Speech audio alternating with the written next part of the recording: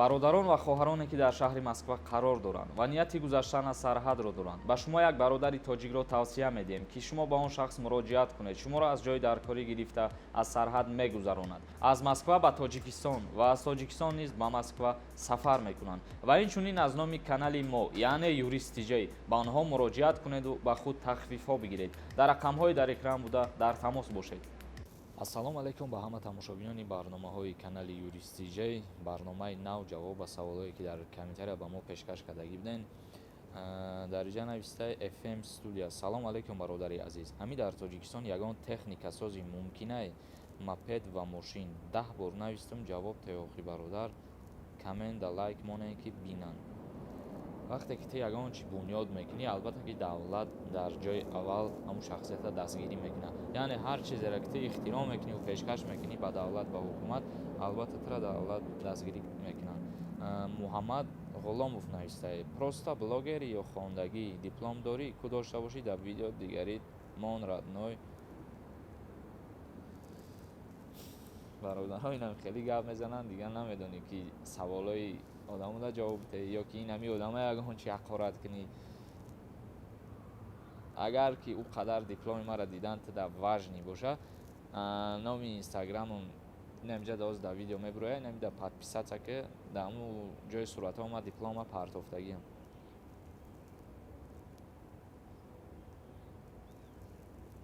мегзарем ба қисми саволи дигари. Одилҷон навистае: бачаи амаким доғи судӣ дошт, бурданаш 2 солу 5 моҳ 6 та буд дар Москва. Метавонӣ ҳамида ҷавоб дӣ?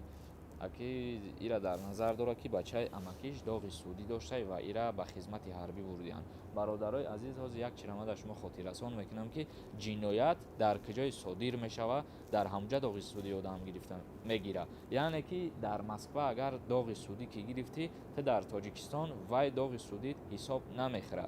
агар ки дар Тоҷикистон доғи судӣ гирифтӣ, дар Москва вай доғи судӣ ба кор намерава. яъне ки ӯ бачаи амакии ту дар Федератсияи Россия доғи судӣ гирифтагӣ буда, дар ҷумҳурии Тоҷикистон вай шахси тоза ҳисоб мехӯра.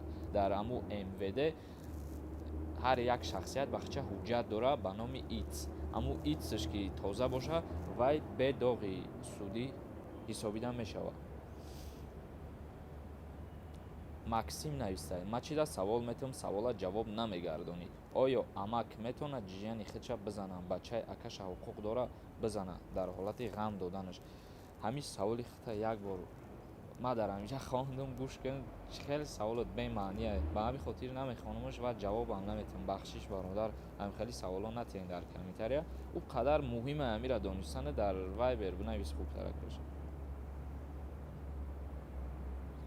Исмаил Разиқов навистае: мард аз занаш ҷудо шава ва Россия рава, ай падари мард хона ва алимент талаб кардан мумкинае ва падарро ҷавобгар кардан мумкинае? Илтимос ҷавоб диҳед.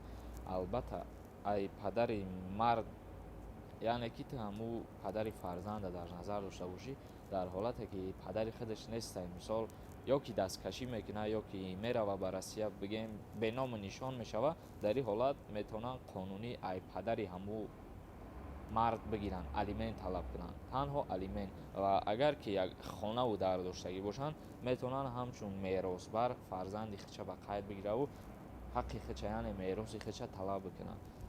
дар ҳолате ки агар мисол падараш дар Россия бошаву дасткашӣ кардагӣ набоша, дар ин ҳолат маҷбур карда наметавонанд ки бояд падари ҳамун мард ай ҷои мард бигира, алимент муспора, таъмин куна фарзанди ӯро, ай хона ё ай пул.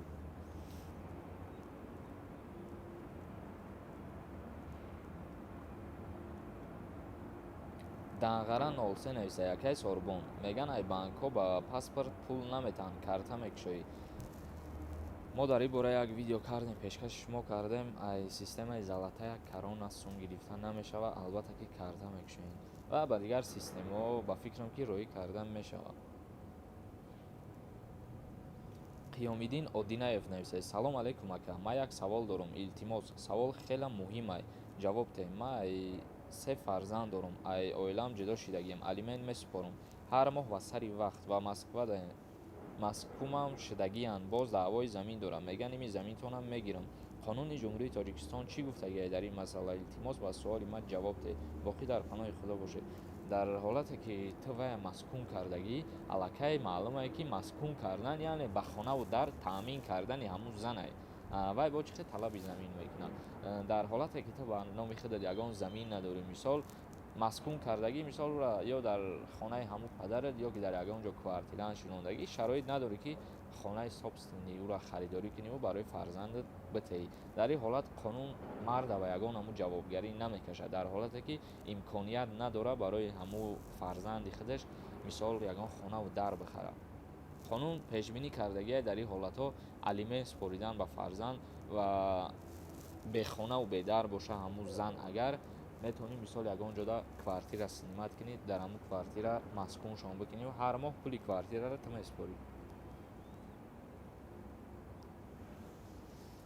ҷовидон Азимов нависад: салом алейк, як савол дорам. Агар фарзанд надошта бошем, молу мулк байни зану шавҳар тақсим мешавад ё танҳо зан гирифта меравад баъд аз якдигар ҷудо шуданашон? мутобиқи кодекси оилаи ҷумҳурии Тоҷикистон баъд аз ЗАГС кардан, яъне ки баъд аз хати ЗАГС бастани зану мард бо ҳастад дар уҷа шартнома бо номи аҳдномаи зану шавҳар дар кодекси оила омадагӣ, мисол байни зану шавҳар баъди ЗАГС кардан аҳднома баста мешавад.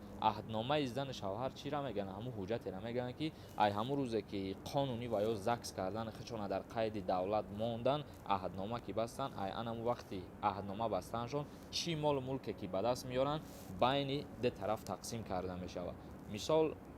Мисоли гап мегирем, агар 1000 сомон ҳамун ҷамъ кардагӣ боша, 500 сомон тақсим мекунанд.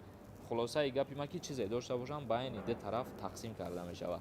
Инак бародаро, видеоро ҷамъбаст мекунем, бо саволои боқимондаро як видеои дигар мекунем, пешкаши ҳамаи шумо мекунем ва ҳамун компанияро ки мо реклама мекунем аз границаи Қазоқистон мегзарона, ба ҳамун шахс муроҷиат кунед аз номи канали Юристиҷей ва боз шахсое ки дар шаҳри Россия қарор дорен, дар Москва қарор дорен, мақсад як бародари дигари мо дар Москва стоматология шуда, занг бизанед, ин рақамҳои телефони ҳамун бародарам дар ҳамуҷа ҳастай, аз номи мо муроҷиат кунед ва шуморо бо нархи арзон табобатон мекунам. Сарбаланди Хонаобод бошед намакасро.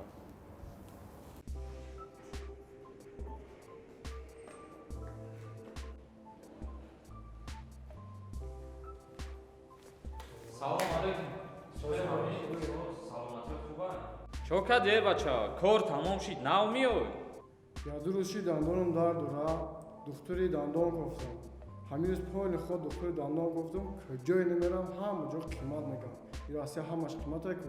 Бача, ти як бор мара занг намезанӣ ёхи? ман дар ҳамиҷа як ҳамсинф дорам нами Москвада, стоматология кадаги қатъи аду рафиқаш махсус барои нами тоҷико ки ба нархи арзон мегиранд, табобат мекунанд дандонта.